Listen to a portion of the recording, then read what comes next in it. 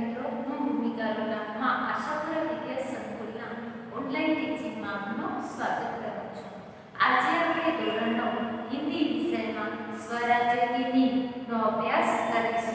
विद्यार्थी मित्रों, जो हमने पहले पढ़ा था उसका क्या करेंगे? पुनरावृत्ति, फिर आगे का अभ्यास करेंगे। पहले हमने क्या देखा था कि जो लक्ष्मीबाई है और उनकी सहेली जूही वो रंगमंच पर प्रवेश करती है और दोनों युद्ध के लिए तैयार हो जाती है। लेकिन फिर लक्ष्मीबाई आगे बढ़ती है और लक्ष्मीबाई के जीवन में वो स्वराज्य प्राप्त करने के लिए बहुत सारी मेहनत करती है, लेकिन एक मुसीबत पार कर लेती है और दूसरी ही मुसीबत आकर खड़ी हो जाती है। जैसे कि हिमालय टूट पड़ता है, जैसे कि हिमालय जैसी बड़ी बड़ी उनके जीवन में मुसीबत आ जाती है और उसको पार करते हुए कर लेते तो उनका जो सेनापति है नावी वो सो जाता है और फिर वो डरावनी की तरह आगे बढ़ती है और वो कहती है कि मैं अपना जो झांसी है वो उसको पाकर ही रहूंगी। और वो कहती है और दोनों आपस में जूही और वो दोनों आपस में बात करती है और जूही को लक्ष्मीबाई से कहती है कि आप निराश नहीं हो सकती अपने जीवन में, आप तो महारानी हैं, आप कभी भी निराश नहीं हो सकते। आप तो गीता पढ़ते, गीता में तो लिखा हुआ है कि अपने जीवन में कभी भी हमको निराश नहीं होना चाहिए, क्योंकि कैसी भी परिस्थिति क्यों नहीं आ जाती, हमको हिम्मत से हमारे जीवन में आगे बढ़ना चाहिए, ऐसा जूही महारानी लक्ष्मीबाई से कहती है। और फिर दोनों आपस में बातचीत करते और वो कहती है जूही लक्ष्मीबाई से कि हमको जो स्वराज्य है उसके लिए हमको भूमि चाहिए और उसके वहाँ जहाँ भूमि पर बड़े बड़े घर बना यानी कि मजबूत घर के लिए अच्छे पत्थर चाहिए, यानी कि सफलता के लिए हमको मेहनत करनी पड़ेगी। हम अपने भाग्य के भरोसे बैठ जाएंगे तो हमसे कुछ नहीं होगा, हमको अपने जीवन में संघर्ष कर आगे बढ़ना चाहिए और सफलता तो ही प्राप्त हो सकती है। और दोनों आपस में बात करती है, वो कहती है कि जो हमारा जो राजशाही है वो हमारे वो विलासिता में डूबे हुए, यानी कि वो ऐसो आराम में डूबे हुए, उसके देश की स्वतंत्रता की प्राप्ति के लिए कुछ उसको पड़ी नहीं है, वो अपने जीवन में ही मशगूल है, ऐसे वो बातचीत करती है। और फिर क्या मुंदर आती है, मुंदर कहती है वो हमारे सेनापति है, मैं उनको स्वामी मानती हूँ। ऐसे रानी लक्ष्मीबाई, जूही और मुंदर आपस में बातचीत करती है। अब हम आगे का अभ्यास करेंगे।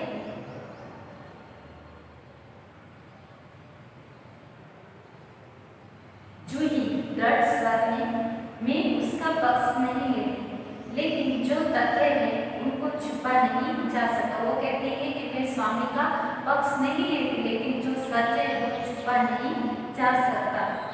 सरदार तात्या रावसाहेब को अपने तन मन का स्वामी मानते हैं। सरदार रावसाहेब को उसका तन मन मानते हैं, उनको स्वामी मानते हैं।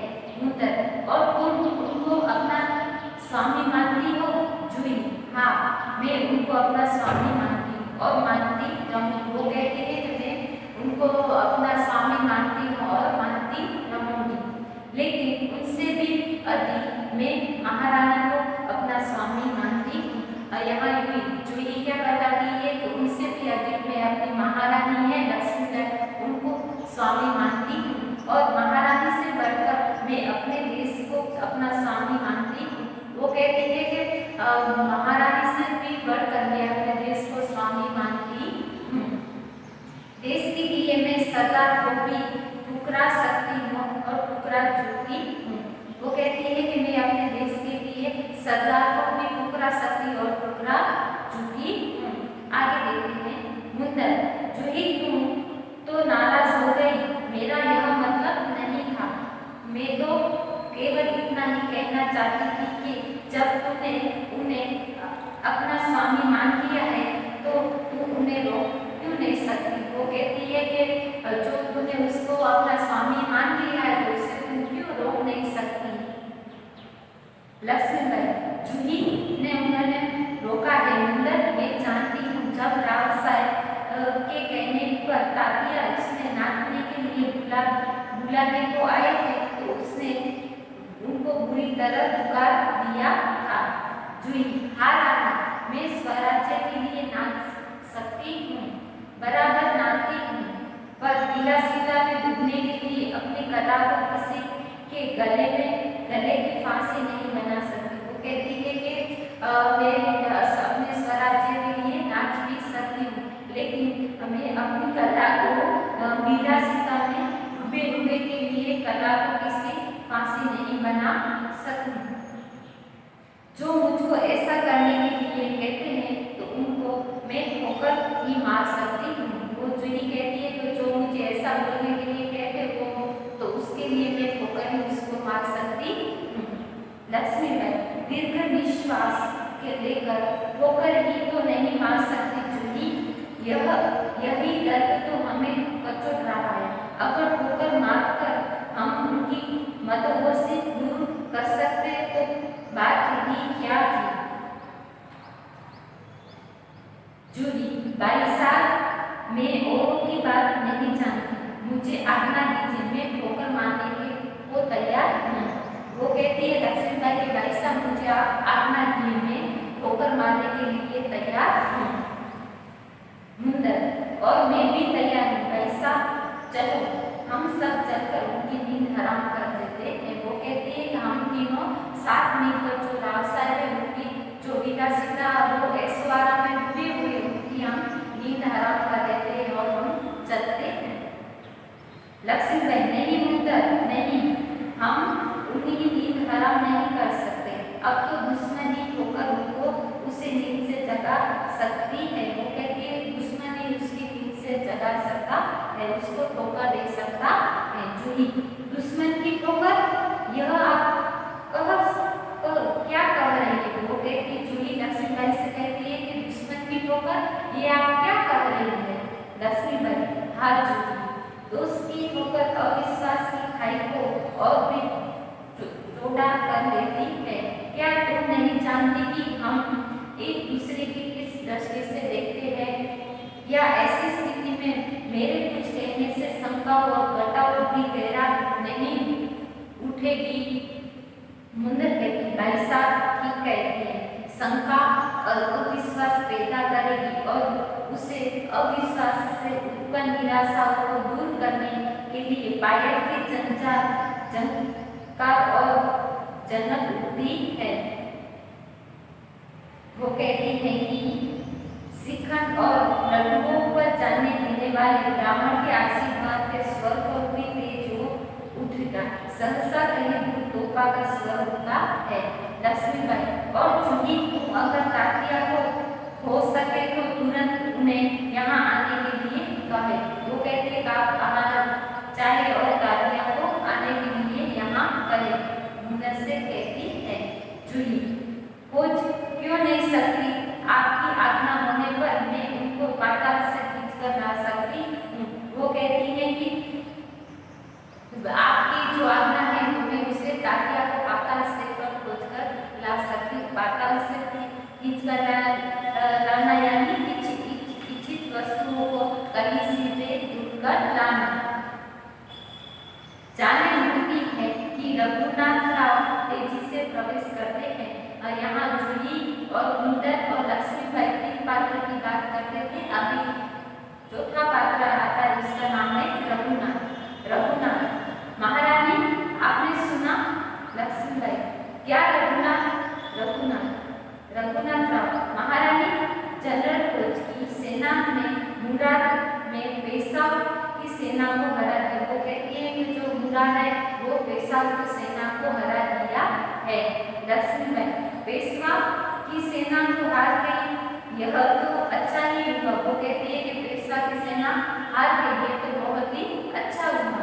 अब पेशवा की आंख खुलेगी। वो कहती है कि अब तो पेशवा की आंख ही खुल जाएगी क्योंकि उसकी हार हो गई है। रघुनाथ, अपनी सेना को तैयार होने की आज्ञा दो। रोज ग्वालियर का किला नहीं ले सके। वो लक्ष्मीबाई और रघुनाथ से कहती है आप अपने हमारे सेना उसको युद्ध के लिए तैयार करो, और वो आज्ञा देती है। रघुनाथ, मैं जानता हूँ वह कभी नहीं ले सकता, मैं अभी सेना को कुछ के लिए तैयार करता वो कहता है कि मैं जानता हूँ और मैं अपनी सेना को युद्ध के लिए तैयार कर रखूँ, यानी युद्ध केवल आपको सूचना देने के लिए आया था। वो कहता है कि ये सब मैं बातें जानता हूँ, लेकिन मैं ये सब आपको पता करने के लिए आया, ऐसा रघुनाथ महारानी लक्ष्मीबाई से कहता है। आगे लक्ष्मीबाई, और जूही तुम भी जाओ सहसा बाहर देखकर, लेकिन ठहरो, शायद सेनापति तात्या इधर ही आ गया। लक्ष्मीबाई कहते हैं कि ठहरो, यहाँ जो तात्या है वो आ रहा है। जूही बाहर देखकर, जी हाँ, ये तो सरदार तात्या ही है। सरदार तात्या का कौन आता है? सरदार तात्या। लक्ष्मीबाई, कहिए सरदार तात्या, आज आप इधर कैसे भूल पड़े? वो कहती है कि सरदार तात्या उससे कहती है कि आप आज रास्ता क्या भूल गए, यहाँ आ गए। तात्या, भाई साहब, मैं किसी के लिए सरदार हो सकता हूँ, मैं आपके लिए तो सिर्फ। वो कहती तात्या है वो लक्ष्मीबाई से कहता है कि आप मुझे इतने बड़े महान से सरदार बुलाया, ये मुझसे नहीं सहा जा सकता, मैं तो आपका सेवक ही हूँ। लक्ष्मीबाई व्यंग्य से कहती है, इतने बड़े सेनापति को इस प्रकार एक नारी के सामने झुके लज्जा नहीं आती? वो कहती है कि इतने बड़े सेनापति को नारी के सामने झुकते हुए शर्म नहीं आती? खैर छोड़ इस बात को, यह तुम्हारी विनम्रता है। यहाँ कहती है तात्या से कि यहाँ तुम्हारी विनम्रता है, लेकिन यह तो की आवाज कैसे आ रही है? कहती है कि बाहर से ये कैसी आवाज आ रही है? कौन सा उत्सव मनाया जा रहा है? वो तात्या से कहती है कि ये कौन सा उत्सव मनाया जा रहा है? शायद चाटुकारों में जागीर बांटना अभी खत्म नहीं हुआ है। वो कहती है कि चाटुकारों में जागीर है वो अभी तक खत्म नहीं हुआ है। तात्या, भाई साहब, आपको हम लज्जित करना पूरा अधिकार है, हम इसे योग्य हैं, लेकिन जो कुछ हो रहा है वह आप जानती हैं। ये जो तात्या है वो लक्ष्मीबाई से कहते हैं कि ये सब कुछ हो रहा है, ये सब आप जानती हैं कि मैं ये सब किसके लिए कर रहा हूँ। आगे देखते हैं। लक्ष्मीबाई, शायद ब्रह्मभोज के उपलक्ष्य में ये तो चल रही है, श्रीखंड और लड्डू के लिए घी शक्कर की कमी तो नहीं पड़ी? वो कहती है कि श्रीखंड और लड्डू के लिए घी शक्कर की तो कमी नहीं पड़ी। आगे देखते हैं। जूही, सरकार इस बार उनको माफ कर दीजिए। जो लक्ष्मीबाई से जूही कहती है कि सरकार अब आप तात्या को माफ कर दो। तात्या बेहतर होकर, भाई साहब, आप यूं कब तक फटकारती रहेंगी? वो तात्या कहते हैं लक्ष्मीबाई से कि यूं तक आप कब तक मुझे फटकारती रहेंगी? लक्ष्मीबाई, तू कहती है अच्छा, लेकिन मुंदर का प्रवेश। मुंदर, सरकार सेना तैयार है। वो कहती है कि युद्ध के लिए सरकार सेना तैयार है। लक्ष्मीबाई, तो मैं भी तैयार हूँ। तात्या, तुमसे मुझे यह बहुत आशाएं थी, तुम्हारे कहते यह सब क्या हो गया? वो कहती है तात्या से मुझे बहुत सारी तुमसे आशा थी, लेकिन ये सब क्या हो गया? जूही, सरकार ये स्वामी भक्त है। लक्ष्मीबाई, लेकिन आज हमें इस भक्तों की आवश्यकता है। फिर अब भी कुछ बिगड़ा, अब भी बहुत कुछ किया जा सकता है। बहुत सारा बिगड़ा, लेकिन अब भी कुछ भी किया जा सकता है। तात्या, इसलिए तो आया हूँ भाई साहब, आप जो कहेगी वही करूँगा। वो कहती है कि जो तात्या है वो लक्ष्मीबाई से कहता है कि मैं जो आप जो कहेंगे वो भाई साहब मैं करने के लिए तैयार हूँ। जो योजना बनाई है उसे पर चलाऊंगा, जो आप योजना बनाएंगे उस पर मैं चलने के लिए तैयार हूँ, ऐसा तात्या बताता है लक्ष्मीबाई से। लक्ष्मीबाई, तो जाओ तलवार संभालो। वो कहती है जाओ तलवार संभालो। नुपुरों की जंजाल के स्थान पर तापों का गर्जन होने दो। नुपुर यानी पायल। भूल जाओ कि राग रंग, याद रखो कि हम स्वराज्य लेना है, हमें रणभूमि से मौत से जुटना है। वो कहती है कि हमको स्वराज्य की प्राप्ति करनी है, रणभूमि में जो लोग हैं उसको बचाना, मौत से बचाना है। तात्या, निश्चय को, मैं युद्ध के लिए तैयार होकर आया हूँ। अब वो तात्या है, लक्ष्मीबाई से कहता है कि महारानी मैं युद्ध के लिए तैयार हूँ। लक्ष्मीबाई जानती हूँ, लेकिन सेनापति इस बार यह याद रखना कि यदि युद्ध भाग्य से विजय न मिले सही है तो तुम सेना और सामग्री दोनों को दुश्मन के घेर से निकाल कर ले आना। वो कहती है लक्ष्मीबाई तात्या से कि स्वराज्य में हमारी जीत नहीं है तो कुछ बात नहीं, लेकिन जो हमारे सेनापति है उसको बचा कर ही लाना। जो हमारे दुश्मन है उसको सेनापति हमारे उसे दुश्मन को छुड़ा कर ही लेके आना। ऐसा लक्ष्मीबाई तात्या से बताती है। तात्या ऐसा ही होगा, वो कहता है कि महारानी ऐसा ही होगा। लक्ष्मीबाई तात्या मेरा मन कहता है कि यह मेरे जीवन का अंतिम युद्ध है। और महारानी लक्ष्मीबाई कहती है तात्या से कि मेरे जीवन में ये अंतिम युद्ध है, जीत हो या हार मुझे किसी बात की चिंता नहीं है। चिंता केवल इस बात की है कि हमारी गीता कलंकित न होने पाए। तात्या ऐसा गीता आपको पाकर धन्य है, आपके रहते कलंक हमारी छाया को भी नहीं छू सकेगा। आज्ञा दीजिए, प्रणाम।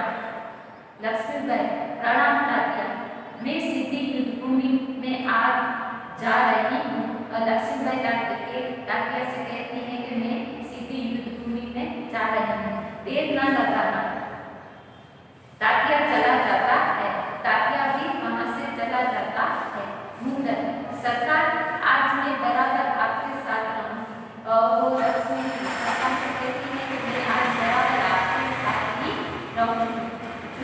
और मैं ताप खाना संभालूंगी। जूही कहती है कि मैं ताप खाना संभालूंगी। लक्ष्मीबाई और हम सब मिलकर यह स्वराज्य प्राप्त कर रहेंगे। या स्वराज्य का नींव पत्थर बनेगा, या हमारे जीत होगी, क्या हमारी हार होगी। हर हर महादेव, तीनों हर हर महादेव का उद्घोष करती है। और पृष्ठभूमि में यही उद्घोष उबर कर आता है। जो मंच पर प्रकाश का धुंधला सब कहीं छा जाता है। फिर धीरे से धीरे शांति छाने लगती है, प्रकाश उभरने लगता है और पृष्ठभूमि में गीता पाठ का स्वर, और ये सब लोग युद्ध के लिए तैयार हो जाते हैं और मंच पर